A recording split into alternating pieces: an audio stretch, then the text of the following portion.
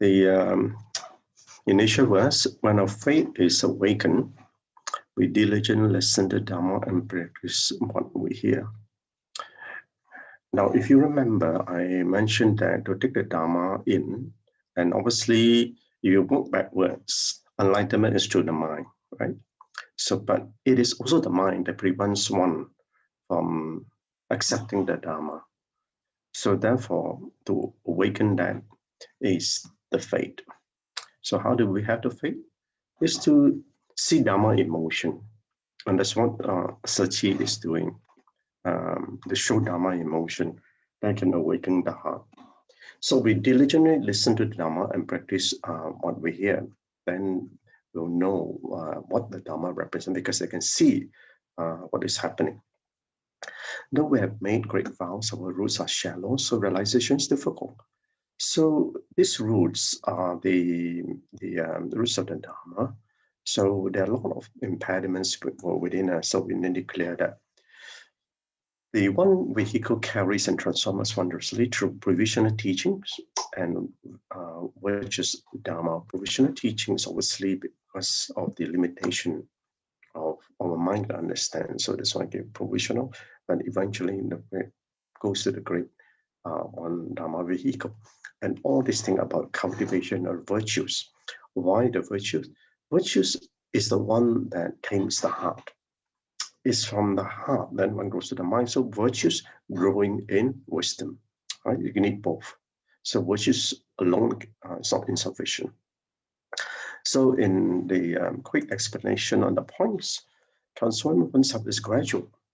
Gradual because it takes time and you need ideal condition to practice honestly. So therefore, you got to think beyond this lifetime. That's the reason why in our practice we need to hold aspirational vows that has gone beyond this lifetime. And knowing one that seizes the moment of convergence, when you see the convergence of causes and conditions, they know that that's what it is. That what this thing refers to us as a householder about the convergence, or rather the unfoldment of our life becomings. The unfoldment life becomings is from the convergence of causes and conditions. That's where we learn, we repay, and we fulfill. But a knowing one continues the way because the time is not right. So I'm busy, and therefore I will wait until to them in their mind, in the worldly mind, that the condition is ideal. But one who realizes as awakened knows that every time, every condition is ideal. It's never too young or too old to seize the moment. Therefore, because the journey is not immeasurably distant, so therefore, the young and old in the kalpa is irrelevant. First, awaken the faith. The earlier we awaken the faith, the earlier we begin, and that's the difference. So therefore, we understand the Dharma in this life, because our life in this lifespan, although it's only a moment in the kalpa, but it's very limited in this lifespan. So therefore, we need to cultivate honestly.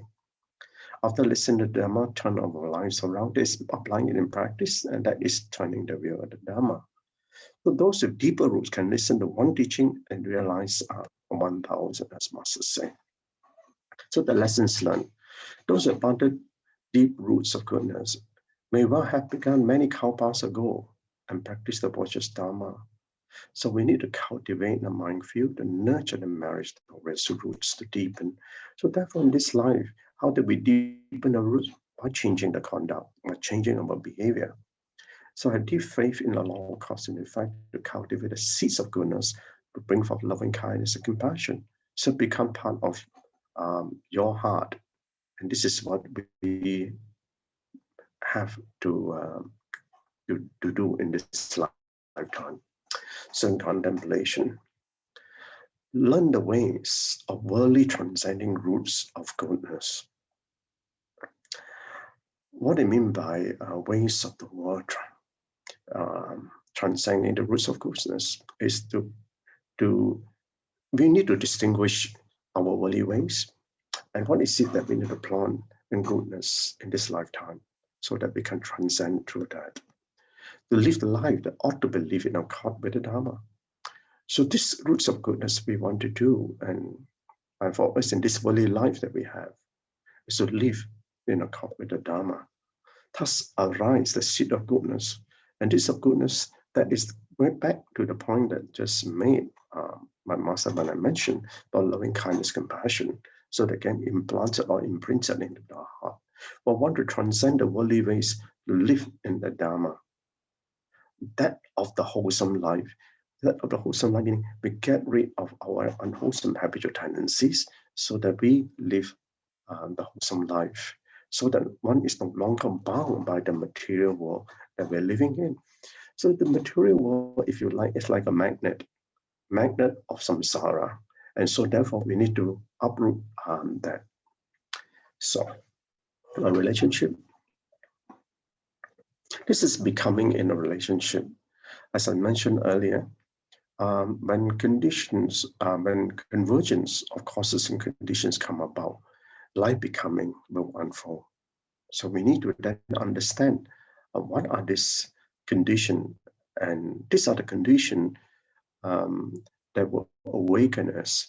So Master has mentioned, we are in the conditioned practice, we need to go to unconditioned Dharma. And the unconditioned Dharma who teaches us about emptiness and equanimity. But obviously, we are not enlightened beings. So therefore, we need, first of all, we need to grow in our consciousness. And this is what this becoming in a relationship is about. So when you are in the Dharma, you walk the path with elevated consciousness. And this is what is about growing in the consciousness. But obviously, this one takes time, is gradual, like my master said. So with purity of thoughts, words, and deeds, how do we do that, right? So we need to hold this part of purity of thoughts, words, and deeds.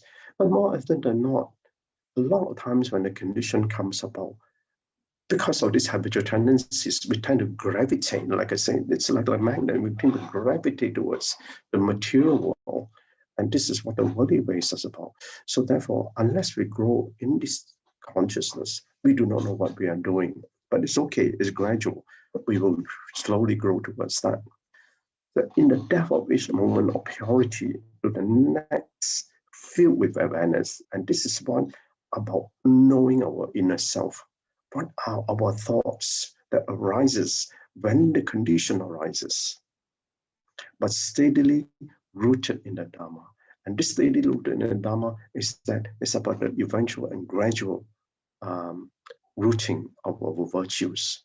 With this, life becoming is just a passing moment of learning for us in our relationship. Okay, Gan En brothers and sisters, that's all. I develop pure being. Okay, before